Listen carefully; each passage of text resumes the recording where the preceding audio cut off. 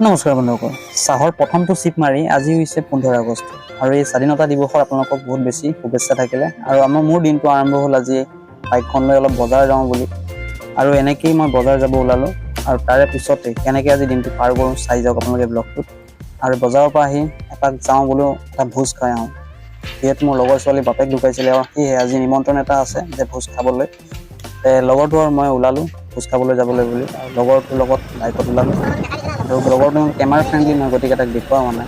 আৰু তেনেকৈ আমি পাই গ'লোঁ আৰু ইয়াক খাবলৈ সোমাইছোঁ। আমাৰ লগত আৰু বহুত আছিলে বান্ধৱী, গতিকে ইমান ধুনীয়া ছোৱালী লাগিছে, ৰ'দ ক'লা হ'ব বুলি হাতখন দি আছে মুখত। যি নহওক, এয়া আমি খাব সোমাই গৈছোঁ। এয়া মোৰ লেকচাৰখনৰ কলত